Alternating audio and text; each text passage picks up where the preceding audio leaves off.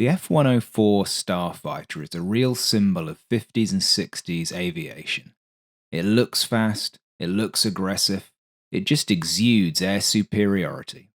And yet, when the US really needed to establish that superiority over the jungles of Vietnam, it was the F-4 Phantom that got the call. In fact, the F-104 saw relatively little use in US service. It was a solution looking for a problem.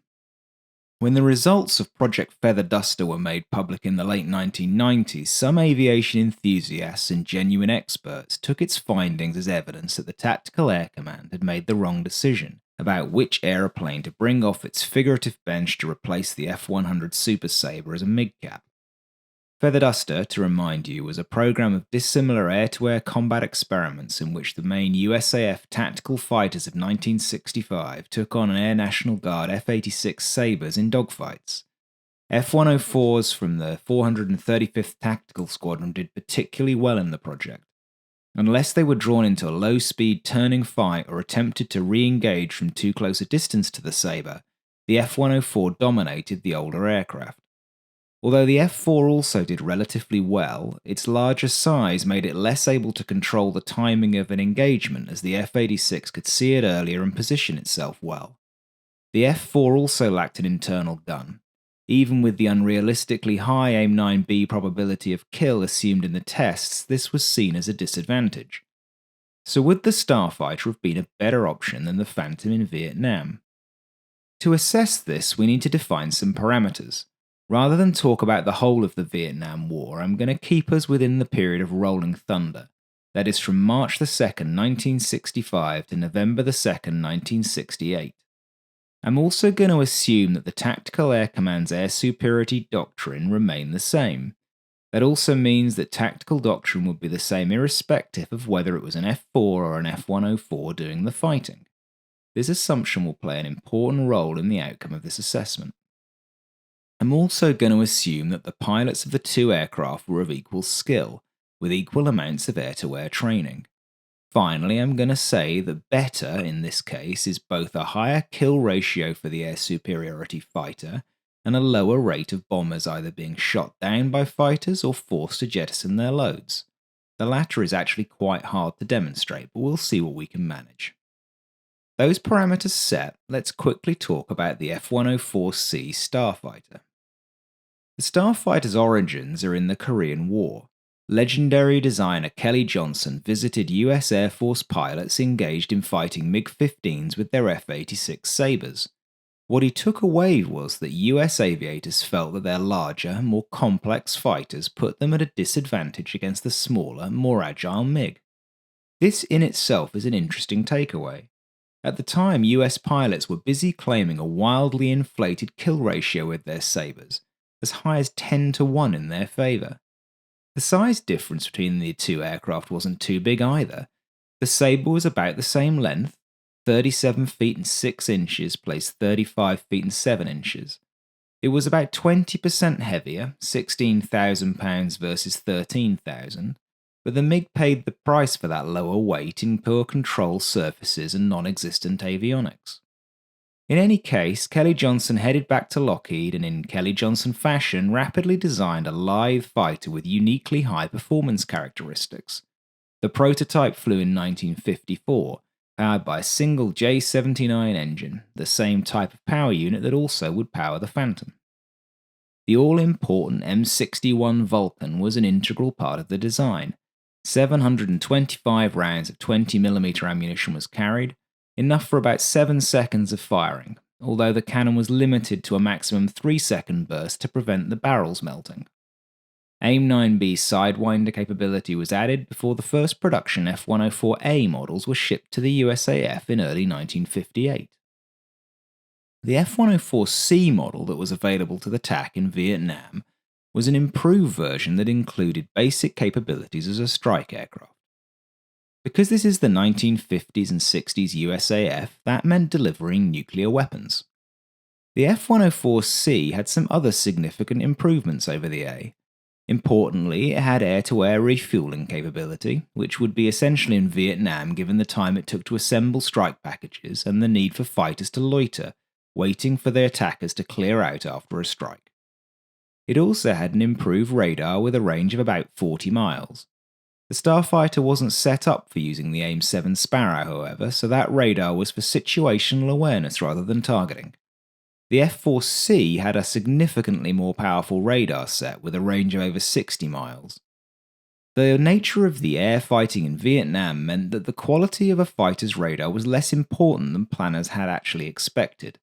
Vietnamese GCI tended to maneuver their fighters into rear quarter positions, and, in any case, rules of engagement generally required visual identification before weapons could be fired. A further upgrade program in 1961 called Grindstone upgraded the F-104C so that it could carry an additional 2 AIM-9B Sidewinders in a catamaran-shaped launcher under the fuselage. My understanding is that this carriage arrangement significantly increased drag and impeded maneuverability. The other issue was that it was very low to the ground, risking damage to the seeker's vulnerable heads as the aircraft taxied and took off. The upside, of course, was a big step up in firepower. The typical air defense loadout for a Vietnam MiG-cap would therefore have likely been 4 AIM-9s, 2 on the wingtips and 2 under the fuselage, and 2 drop tanks under the wings. The Phantom carried 4 Sidewinders and 4 Sparrows. From May 1967, some TAC squadrons also sent their Phantoms into combat with 1 gun pod per section, but in the early years of Rolling Thunder, the Phantoms were armed with missiles only. Feather Duster could be read to suggest that the F-104C would have been a more successful option than the F-4C as that MiG-cap. It's an interesting what-if scenario for sure. In the controlled environment of that testing program, the Starfighter certainly was lethal to the Sabres, which stood in for the MiG-17. But Vietnam wasn't a controlled environment. 58% of US air-to-air losses suffered during Rolling Thunder were the result of ambushes. The US fighters didn't maneuver at all to defend themselves. And, all told, nearly 90% of US losses happened when the MiG started with an advantage, usually being in the US fighter's rear quarter. Although it was true that the Starfighter was harder to acquire visually than the Phantom, it was literally half the size after all, VPAF MiGs were guided to their targets by GCI using radar, negating that advantage to some degree. In general, the MiG-17 had quite poor visibility from inside the cockpit, so although the Starfighter might have enjoyed some advantage over the Phantom after the merge, it wasn't as conclusive as one might think on casual analysis. The Phantom has an additional advantage in that it has a backseater, 4 eyes rather than just 2 able to scan the skies, important in an escort role. Cockpit workload was also reduced. From an avionics perspective, the F-4C was marginally more advanced than the F-104C, but it had more systems as well. Neither had much in the way of automation, so that second crew member likely contributes a whole lot of situational awareness. Once engaged, the Phantom, despite its size, is actually the more agile fighter. Although the Phantom is more than twice as heavy as the Starfighter, it counters with brutal power from its twin J-79s. Thrust-to-weight ratio is essentially identical. The Phantom also has a 20% lower wing loading than the Starfighter, giving it better turn performance. The Starfighter does roll faster, but neither is either exceptional or terrible in this regard. It also zoom climbs about 20% faster than the Phantom when clean, but that advantage is eroded as it carries more loads. Beyond dynamic performance, a further subtle but important point has to be taken into account for the job of escorting strikes into North Vietnam. That would mean that you would have to operate in areas covered by the SA-2 guideline SAM. The Phantom was able to do this without taking heavy losses because from January 1967 it had been able to carry the QRC-160 ECM pod. That hung under the right inboard wing station, but wasn't much of a hassle for the Phantom, which had plenty of hardpoints and lifting capacity to spare. The F-104C was never wired to carry an ECM pod, but if it had been, the only logical place for it would have been under the fuselage on the hardpoint originally added for nuclear weapons delivery. That would have reduced the Starfighter's weapon loadout to just the gun and 2 Sidewinders. Now, some might reasonably say that the Starfighter's internal gun was worth 2 Sidewinders and 4 Sparrows on its own. Although directionally correct, the statistics aren't a slam dunk. The Rolling Thunder stats for probability of kill suggest that gun firings with an air-to-air sight, that is excluding F-105s attempting to fire air-to-air using their strafing mode, resulted in a 16% probability of kill. That plays a 15% probability of kill with the AIM-9B Sidewinder, 8% with the AIM-7 Sparrow, and 9% for the rarely used and much maligned AIM-4 Falcon.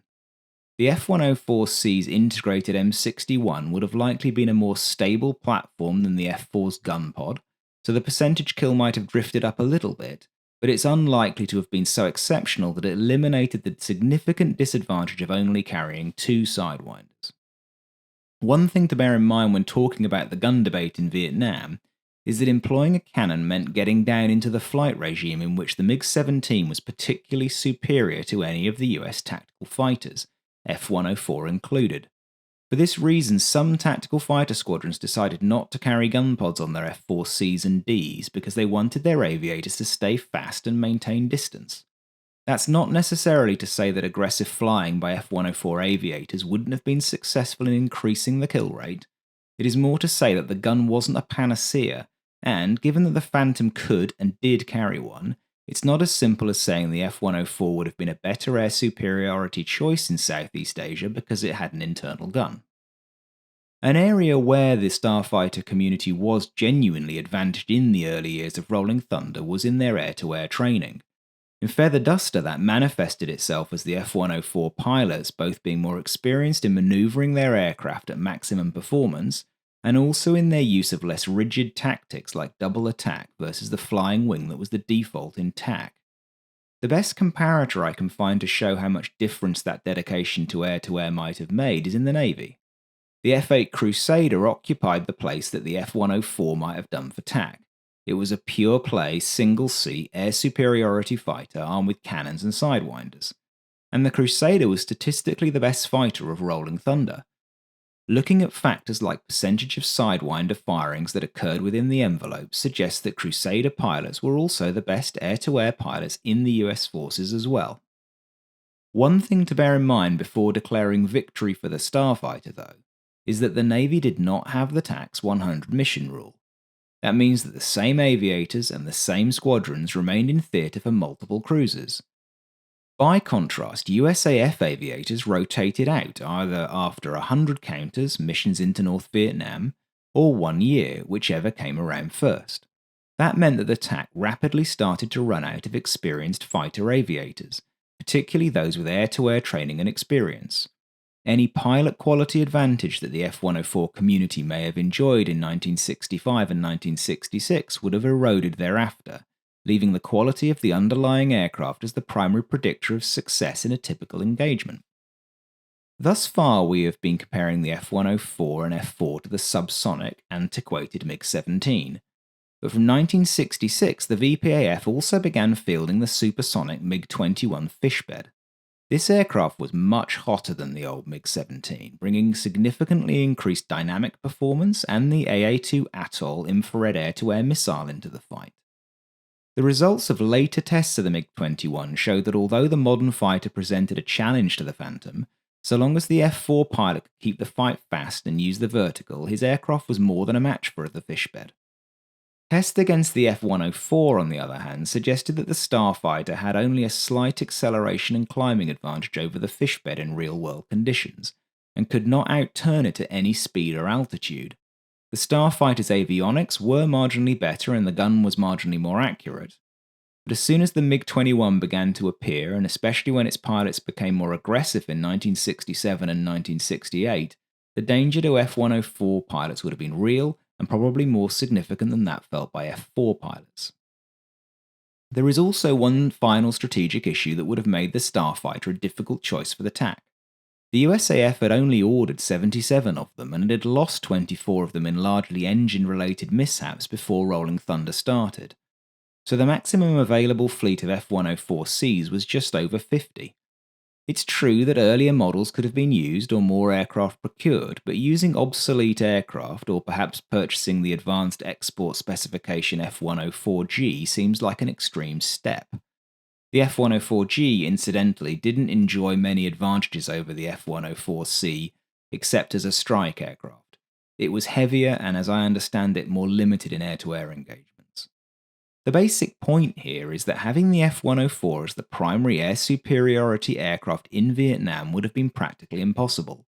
Having a mixed force would have also been challenging from a visual identification perspective, as the lithe F 104 was hard to identify from distance. Additional confusion was not what TAC flyers needed. So, where does all this leave us? Well, my conclusion is that at the beginning of Rolling Thunder, the F 104C squadrons available to TAC were probably its best air superiority asset. When the F4C arrived, it was on balance equal to the F104C given the rules of engagement at the time, which prevented beyond visual range engagements and its lack of a cannon for close-in engagements. The additional crew member made it likely to be more survivable against VPAF ambushes in the Starfighter, however. But as soon as the SA2 guideline began to appear, the F4C became the only viable air superiority option open to the TAC. Even if it could have been wired for an ECM pod at the expense of half its missile load, the F4 just wasn't a Crusader. It couldn't turn with a MiG, and it would rarely have the opportunity to engage in hit-and-run attacks with the M61 or Sidewinder. The arrival of the F4D and eventually the SUU-16 gun pod further cemented the Phantom's superiority. As much as many of us, myself included, want the Starfighter to be an underdog success story that was cruelly overlooked, it just wasn't a better option to counter MiGs in Vietnam. This was, incidentally, the conclusion of a Navy study conducted in 1968 that flew the F-4 against many US types, including the Starfighter and the Crusader. Their conclusion was that the F-4 was the best air superiority fighter in the world by a considerable margin. The issue was training pilots to exploit its capabilities, and, famously, that's what the Navy did and the Air Force did not in the lull between Rolling Thunder and Linebacker. I hope you've enjoyed this analysis. I've tried to be as unbiased as possible in examining the plausibility of this particular future history. If you've got your own thoughts about the potential performance of the F-104 as a Rolling Thunder MiG cap, then please do drop me a comment. I always love to read them. Thanks for watching.